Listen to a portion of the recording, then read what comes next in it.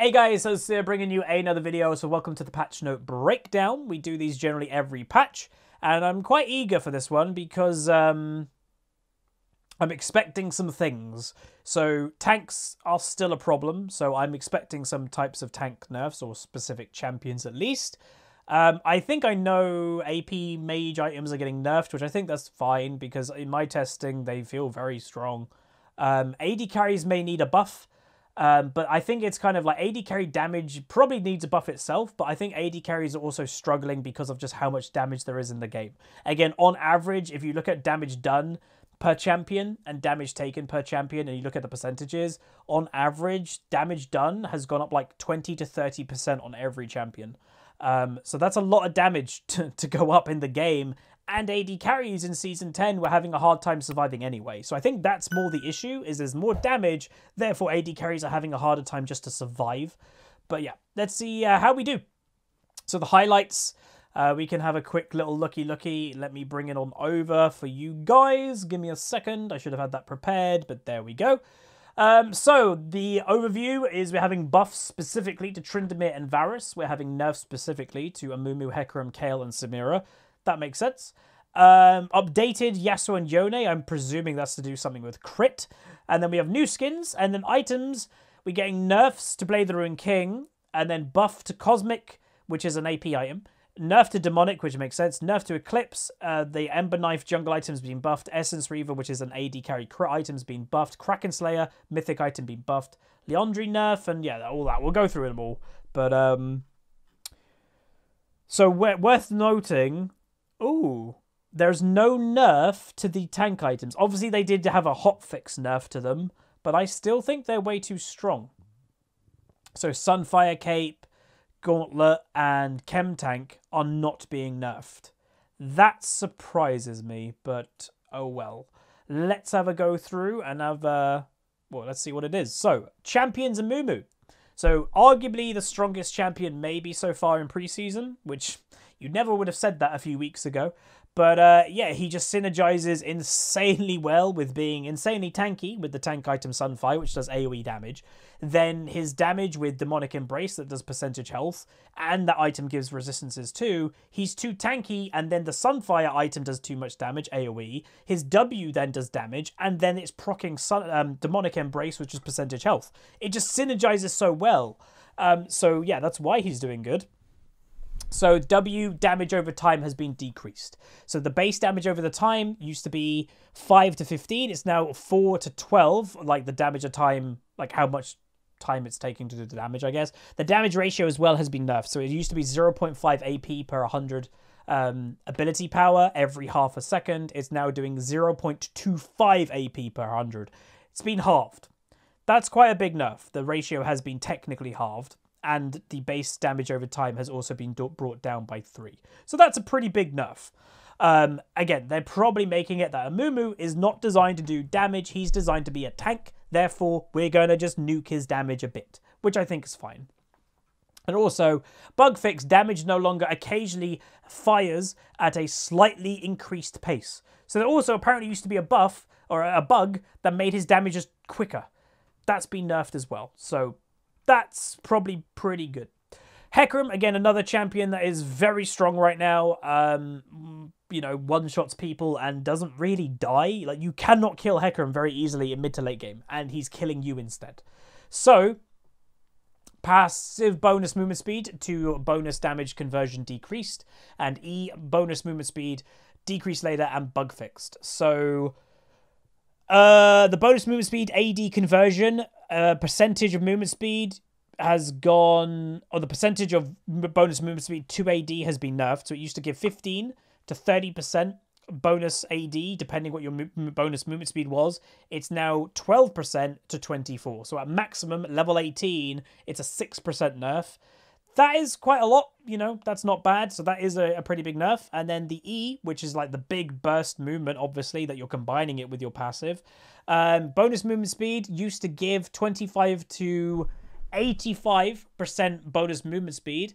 It's now 25 to 75. So it's a 10% bonus movement speed nerf at maximum, like, charge. And then also the bug fix is Hecarim no longer gains more than 25% movement speed immediately after casting E. Okay, so you can't just press it and then instantly attack and then you get 25%. It takes a bit longer apparently to ramp that up. So that's been fixed too. So that's Hecarim. So both of these relatively problematic champions have been nerfed. Kale, another problematic champion. Passive bonus attack speed has been reduced. So she used to get 2% attack speed per 100 ability power. She's now only getting 1% attack speed per 100. So it's, again, being halved. It's quite a considerable nerf. So in late game, where Kale may have 2, maybe 300 ability power, maybe, she would get 6% bonus attack speed. She's now only going to get 3% bonus attack speed with 300 ability power. So that's also quite a big nerf. So yeah, that's good. But I also know there's items that we'll see later that Kale is getting nerfed also through the items being nerfed. So we'll see that later on. Samira, passive melee blade bonus damage ratio decreased and the dash range against immobilizing enemies decreased. Honestly, it feels like they can do anything to this champion, but as long as you keep the CC extension, she will still be relatively strong. Or if you have lifesteal in her ultimate. To me, remove the lifesteal in her ultimate because I've literally seen Samira's been close to dead, pop her ultimate, oh my god, she's full health again, near instantly. Or the CC extension, I just don't think is great. So what are they doing? So the melee blade bonus ratio obviously used to do more damage technically with auto attacks with her blade because it's riskier to auto attack in melee. Used to do 10% bonus AD damage. It's now 7.5, so a 2.5% nerf. That's not bad. And then damage range against immobilized enemies. So it used to be 800 range up to 1,000 range. It's now 650 range to 950. So it's actually nerfed more in the early game than mid to late game. So it's just kind of toning down her lane phase mobility a bit. And I think that is also quite good. So there's that. Tryndamere. So this should be a buff. I have heard quite a lot of people be quite vocal about Tryndamere or crit champions in general. Again, I'm going to be completely honest. I'm not a massive fan of crit. You don't feel that you got outskilled being crit in the face with a crit that does 1,000 damage and you just got auto attacked. You're like, oh, great. So I've never been a massive fan of crit. And obviously Tryndamere is a crit champion more or less. Tryndamere Q bonus AD increased and bonus AD per 1% missing health has also increased. So obviously he gets stronger the lower health that he is. So he's critting less often and for less damage. So we're amping up his own damage with AD. So the bonus AD he gets was 5, 10, 15 up to 25. It's now 10 up to 30. So it's a 5 AD nerf. That's not bad for early game trades at all. And then the bonus AD per 1% missing health. He used to get 0.15 up to 0.35 AD per 1% missing health. He now gets up to 0.55 bonus AD per 1% missing health. So that is a buff. That's actually quite a considerable buff. So again, if someone wants to work out the math, I am streaming right now. If he has technically 100% missing health, if he's popped his ultimate, that gives him what? 20? Someone saying, is it 25 more AD than he used to get on top of what he used to have or something? If someone wants to work it out, feel free. But yeah, it's overall buffs. It's apparently 55 AD total. So yeah, that's not bad. He gets, if he's literally dead, but using his ultimate to survive, Tryndamere right now would get 55... oh, of course, yeah, basic math. 55 AD right now from being basically dead. And then on top of that, with his Q, you'd get 30 AD with your Q. So that, you know, you're talking that he has 85 free AD. 85 free attack damage in his kit when he's ulting at basically dead. That's a lot of AD. So, not bad. Not bad at all. Varus. So, haven't really seen that many Varuses. So... The Q Blight detonation cooldown reduction removed and damage from Blight effects detonation with Q are now increased by the amount of time Varus charges it for up to 50%. All right, so what are they doing? So they're removing the cooldown. Cooldown is no longer reduced by 3 seconds if piercing arrow detonates on a blight enemy. So that is that not good? I don't know. But then the new one is damage from blight effects detonated with piercing arrow are now increased by the amount of time Varus charges it up for 50%. In addition to increasing piercing arrows damage up to 50. Oh, that's a buff. Yeah, that's overall a buff. So it's going to be giving him more damage.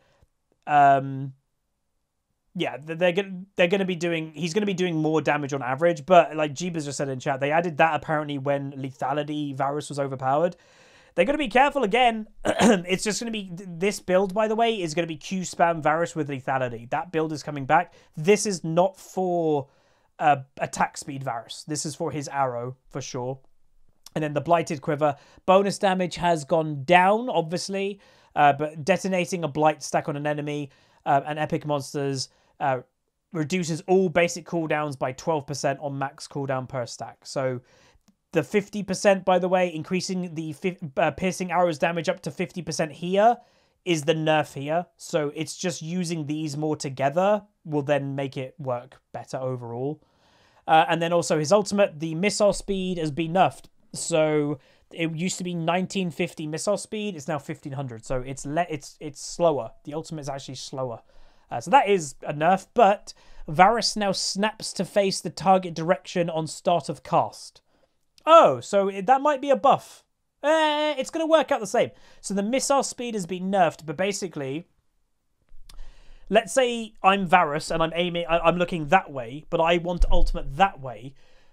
Before you pressed R on Varus, it would take a small amount of time to, when you're looking that way, you press R, the champion would have to turn and then press R, like the ability then would go off. Now, Varus is looking that way, you click R, he instantly it goes off instantly, there's no delay. So the missile speed nerf isn't really a nerf, really. It is and it isn't. It means that people can flash it easier, but they'll have less time to react to it because it's going off quicker. So that's not bad. Yeah, and well, it's a buff. It's an okay change if you are facing the other way. It's technically a nerf. If you're facing that way and you ult that way, then technically that's a nerf. So yeah, true.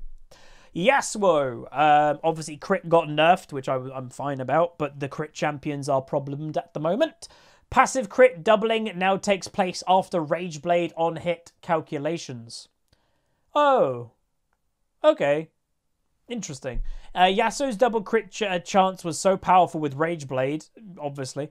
The only correct choice was to build it first in every situation. Again, we did a Yasuo game and it was clear the strong thing to go. Even we had Electrocute and it still felt quite strong. This change addresses that excessive synergy. For full transparency, given the interactions like this one we've run into so far, we're currently targeting next patch for a change that will cause Rage Blade to remove crit chance from the users rather than just prevents crits. If you were wondering whether you'd have to learn the Rage Blade playstyle to keep playing Yasuo in preseason, the answer is no. So they're trying to, I guess, not in the long run make you have to build Rage Blade on Yasuo, and yeah, so Way of the Wanderer's crit-related effects now wait to activate until any other effects that care about crit have been taken care of. So this is overall... Is this a buff or a nerf? Because, like, it's... Before, it was... I think this is a buff overall. Because it means that Yasuo gets his crit, like, from everything without any delay, I think. So there's that. And Yone's got the same. Because Yone has the same ability. So it's a nerf to Rage Blade Yasuo, yeah. So it's a nerf to that playstyle, but I think the Yasuo community didn't like having to build Rage Blade. So this is a buff to those Yasuos that don't like the Rage Blade playstyle. And I think that's technically overall a buff because people don't want to build it on him. So there's that. Alright, so there's that. I think that's fine. You know, again, no Katarina nerfs, but is Katarina broken because of the items? Possibly.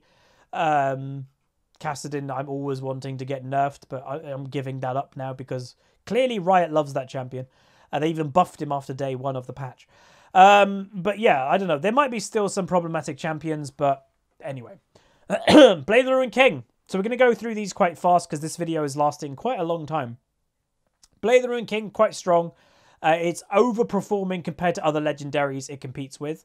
So gold has gone up. Attack speed has been nerfed. Cosmic Drive. This is very weirdly formatted. Cosmic Drive has gained 5 more ability power. So there you go. Demonic Embrace. Again, one of the problematic champions items in the game right now.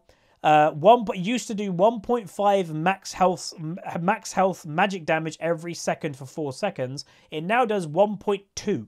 So it's a 0.3% max health damage nerf. It's quite a big nerf, to be honest. It's not a bad nerf. And it's also 3 seconds. Oh, that's a big nerf. Okay, that is actually quite a bigger nerf. Okay. Yeah, that's quite a lot of damage that's gone down. Okay. It's still going to be a strong item. I think it's still going to find its way in many mages, especially as item builds. But yeah, it's nearly been halved. So in total, it used to do 6% total magic damage if you accounted the 1.5 times 4 seconds. It now does 3.6 total health damage, magic damage for 3 seconds. So it's nearly been halved in its strength, but it will still be picked. Eclipse used to have a 6-second cooldown for melee, 12-second for range. It's now 8-second for melee, 16-second for ranged, because this item is very strong. Of me recording this, we played a game with a Jin on our team, and he built Eclipse, and that was very strong. So it is being nerfed already. Ember Knife, but that might have been... It was a PBE game, so that might have been the nerfed version. Ember Knife, sorry, though. Omnivamp was 12%, including AoE damage, and now 10%, so it's actually been nerfed because the jungle sustain apparently has been too high. Hailblade, again, same nerf. And then other things. Essence Reaver, AD carry item, 10. Wait, what do you mean that's a buff? How's that a buff? Eh? Wait, am I dumb? 6 second, 12 second? No, that's not a buff. Eh? Oh, did it not used to have Omnivamp? Oh, it did. It was 12%, now 10%. Oh. That's what people in Twitch chat are saying. Okay, you guys got to be clear sometimes. This now includes AoE. This one doesn't include AoE. Okay. So for mages probably, or like people that have AoE clearing, it now does Omnivamp on AoE damage. Okay, that's actually quite a big thing for quite a few junglers. Okay, that makes sense. Essence Reaver, 10 AD buff, not bad, for the same cost, that's good. Kraken Slayer, buffs with no cost difference. So 5 AD more. The sacrifice attack damage, whatever the hell, 5 AD more. The damage ratio has gone up by 15%. 15% more damage ratio for Kraken Slayer. That's a big buff. Whoa. That's a really big buff. Damn, okay. That's going to help a lot, I think. But Kraken Slayer arguably was already like the better one of the better DPS one to go. But anyway, Ginsu's now works well with it as well. Liandry's has been nerfed by 1%. That is quite a considerable nerf, by the way. 2.5% ability ratio. It now is a 1.5. That's you know, when it was only a 2.5 and it's now 1.5 and you're nerfing it by 1%, that is a considerable nerf. But I think it was really strong, so I think it's fine to nerf it. Lichbane damage ratio has been nerfed as well. A lot of things have been building Lichbane, so a 10% ability power nerf to Lichbane as well. Makes sense. Ludens didn't feel like insanely strong, I will say, but it's more because Liandry's just was so strong. But that is also getting nerfed, so it's now a 15% nerf to the bonus movement speed for the item. So it was 30%, it's now 15%. And the damage ratio was 15% ability power damage ratio of the like bolts that kind of scatter when you proc it. It's now 10%. So another nerf, but not, I wouldn't say as big of a nerf that Liandry's got, but I'm surprised because Ludens didn't feel insane. Moonstone Renewer, bug fixes, and healing. Again, I don't know these items well. I've not played healing supports yet in preseason, so excuse that I don't know what the item does. Nashor's Tooth, So this is the Kale nerf that we spoke about, and this is also a nerf to Katarina as well, because those two champions seem the biggest with this item. The damage ratio was 25% ability power. It's now 20%. So it's a 5% damage ratio decrease with ability power. It's still going to be strong. It still gives, I think, 100 ability power. And what was the other stat? 50% attack speed, I think? Those are really strong stats. Like, really strong stats with this item. And they've not touched those. So that is still going to be good, let's be honest. Night Harvester, very strong item as well. So the damage was 175 to 250 magic damage. This is the one that has an individual cooldown per champion on the enemy team. So if you're a Karthus with Night Harvester, you press your ultimate. If the cooldowns are off on everybody, all 5 enemy champions are taking damage from Night Harvester as well as Karthus ultimate. It's a strong item. They are now nerfing the damage. So it was 175, it's now 125, so a 50 damage nerf, and also a 50 damage nerf at max. So it's just flat 50 damage nerf for this item. It does a maximum of 200 damage per champion of a cooldown of around 40 seconds or something like that. Again, 200 bonus damage on 5 people in the middle of a team fight, that's not bad. An extra 1,000 damage, you know, it's not bad. Rocket Belt, damage has been nerfed as well. So again, just, I guess, ability power items have just been performing really well on average. So a 25 nerf in the early game, not too bad. And then a 50 nerf in late game. So a bigger nerf in late game. Phantom Dancer. Phantom Dancer has been underperforming, especially early on. So we're putting a discount on it. So the cost of it's gone down 200 gold. And the Spectral Waltz duration is 3 seconds, which is Spectral Waltz the thing that allows you to walk through minions? Like, it gives you no unit collision? Yes, okay, so it's increasing the time that you've got no unit collision. That's not bad at all. And also the bonus movement speed. Okay, yeah, that's a nice buff, actually, and it's cheaper. That is what you would literally call a buff to an item. It's becoming cheaper, and it's getting better. Can't complain about that. Prowler's Claw, so a 5 AD buff to it, and the proc damage is gone up by 5 as well. So just a little bit, tiny bit more damage for Prowler's Claw. Riftmaker as well seems a very strong item. This is also we spoke about Kale's getting a triple nerf. So Kale herself got a nerf, Nashor's Tooth got a nerf, and Riftmaker's getting a nerf. So yeah, Kale got a triple nerf this patch. Void Corruption damage was 3% per second, maximum 15% bonus damage when you reach the maximum of stacks. It's now 2% per second, maximum 10%. So it's a 5% bonus damage nerf, and I believe that bonus damage, by the way, is true damage, I believe. So that 5% true damage nerf is good. It still is doing 10% bonus damage true. Oh, it's true damage at maximum stacks, apparently. But yeah, that was needed. This item was very strong. So yeah, a lot of ability power nerfs obviously being nerfed here, but I'm not too surprised. Serpent's Fang. Shield Reaver damage was 50 physical damage, is now 70 physical damage, so a 20 physical damage buff. Not bad at all. Tear of the Goddess line. So Tear is getting buffed because people are just flat out really ignoring it, you know, because the early game of it just doesn't give you enough that a Doran's Ring or something, you're just a bit too weak. So it's actually giving you a lot more mana in the early game, but the bonus mana of it's going down. So it's a trade-off of the item being stronger early and being a little bit technically weaker late, but not really, because it kind of balances out because you're getting the bonus mana from here instead of here. So it's stronger early. That's not bad at all. And this obviously reflects in all the different tier items as well. So that's fine. Mid lane minion changes. Oh. Wow. Wait. Damn. For mid lane, cannon minions now give 10 less gold. Jesus. Their data must show that mid lane is just wrecking right now, because they are nerfing most of the mages, most of the AP items in the game, and now they're actually giving mid laners less gold. And then also, the cannon minions now gain 30% increased attack speed against towers.